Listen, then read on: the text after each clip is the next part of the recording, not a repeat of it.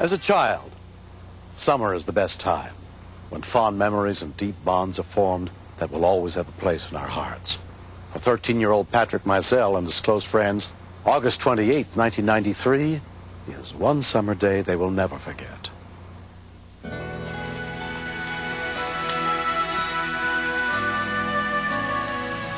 That afternoon, 13-year-old Maury Brazil and a friend were walking about a mile back in the woods behind his house. That's kind of like my summer home. I'm back there a lot during the summer with my friends.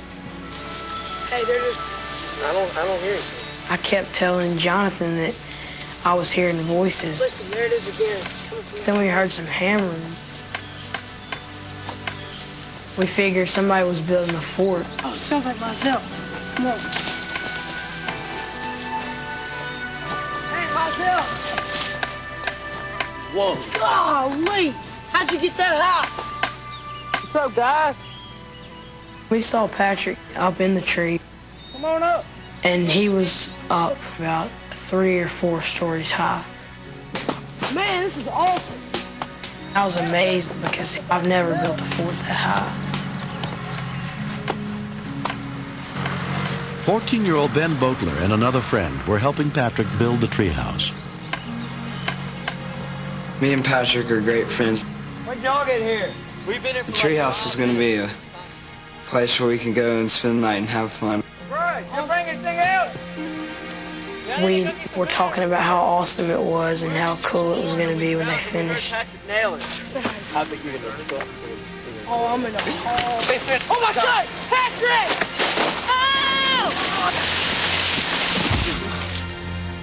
When Patrick hit the ground, it was one of the most terrible sounds I've ever heard in my whole entire life. Patrick, help! What are we doing? He was laying on his side. He wasn't moving, and everybody just was kind of running around screaming, "What do we do? Oh, my gosh. You know, he's dead." Ben and Patrick and I are all in the same Boy Scout troop. And I remembered when we learned the first aid merit badge, they said the worst thing you can do is panic because that's the way a lot of people die. He's not breathing. He's not breathing. I knew not to move him because I could maybe paralyze him, but he wasn't breathing, so I had to put him on his back to lift his chin up to open his airway. But that didn't work, so I did a finger sweep. His tongue was in the back of his throat, and I pulled it out. He's breathing. He's breathing. His face was really pale.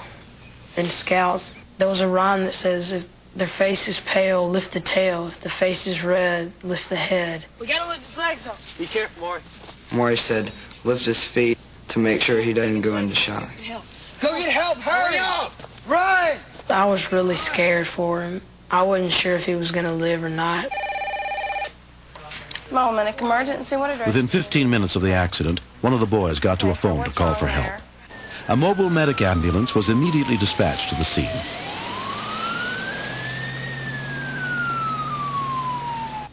Hang in there.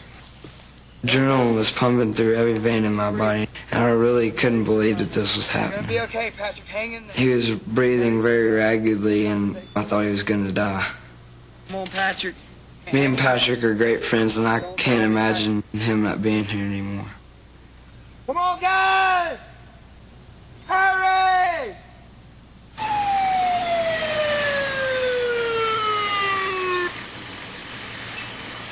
Paramedic Derek Layton and the other rescue workers arrived at the nearest house within 25 minutes of the accident. There was a lady waiting for us. She said, get on the four-wheeler, and he'll take you to where the patient was.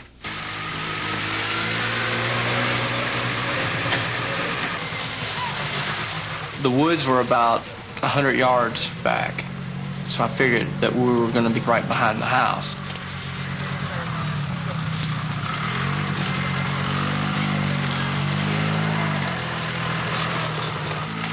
How much further? Hurry, guys. But we got there, and the ambulance was probably a good mile away from where we were. Hurt really bad. Hurt. I realized I didn't have my radio with me. I didn't think I'd be that far out of contact with my crew. Just by looking at him, I knew he was critical. Take this back to the ambulance crew. Tell them this is equipment that I need, okay? All right. He's been like that the whole time? Yes. What happened to him? He fell from that tree. Hey, Patrick? Can you hear me?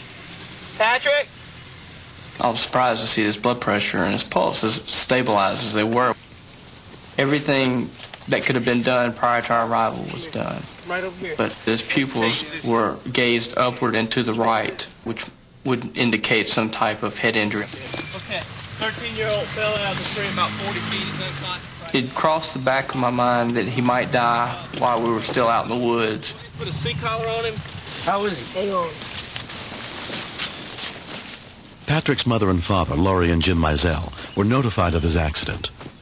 It seemed like I was running real fast, but I couldn't get there. It was like slow motion. I could tell by the looks on the faces of the paramedics and the firemen that it was a very serious situation. Are you okay? Sam, he's doing fine, okay? Patrick. Listen to me. He just looked like he was sleeping to me. Are you okay? Doing fine. Just hold on. I kept holding on to the hope that he was going to be okay. Just when you see that your child's sitting there and he's not moving.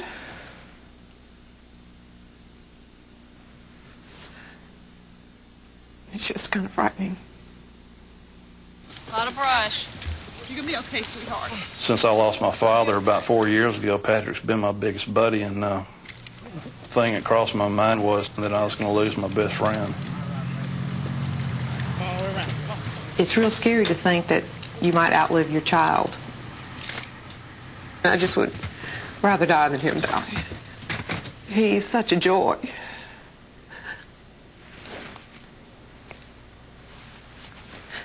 Such a sweet, good kid. That I just would miss him. Patrick was taken to the trauma unit of the University of Mississippi Medical Center in critical condition and treated by a team of doctors, including neurosurgeon Philip Azordigan. Any purposeful movement just yet? When I first saw Patrick, he was comatose. And he had sustained a punctured lung, but he hadn't broken either his neck or his back. He's had a real bad injury to the head. The bad news was that he had sustained a very severe head injury. We need to operate on. We were very concerned that he would either remain in a coma permanently or would not survive at all. You doing okay, sugar? How you doing, buddy? This your daddy. And we're just kind of sitting there comforting him, telling him where he was, telling him what happened, so that if he could hear us, he wouldn't be scared to death. You need to go ahead and get well as soon as you can. The main thing I was worried about was that his state of mind was going to get bad and he was just going to give up.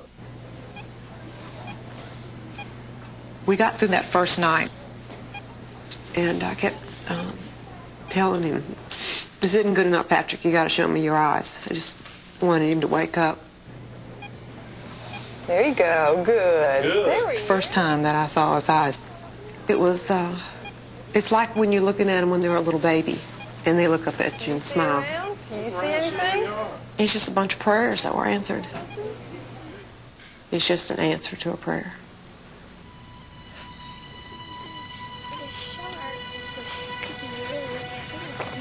13-year-old Patrick Mizell spent 10 days in the hospital.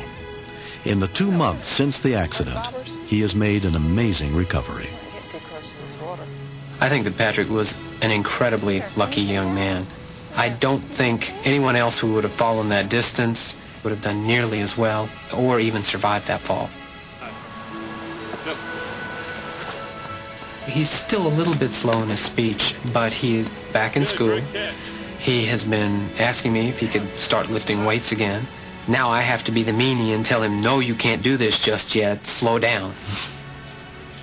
Concentrate on the ball. I'm looking forward to just being able to do my normal activities.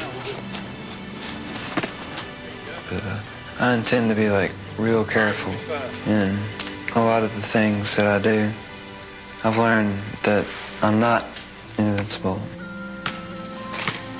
He's been very adventurous. Jim and I have said that if he makes it through his teens alive, it'll be a miracle. We tease him now. We tell him that some angels caught him on the way down, which probably happened. I will do my best. their training that they had learned in the Boy Scouts was the exact thing that he needed at that time. If it hadn't been for them opening his airway, he would have been dead before we got there. There's just no question that they're the ones that saved his life. I don't think I can repay all the people that helped me. I want them to know that I'm very grateful for what they did. Frogs.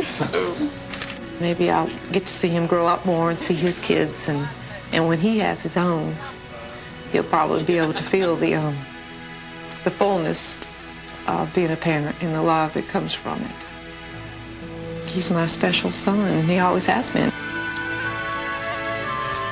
You've done several things to me in your lifetime that have made me probably greater. Like what?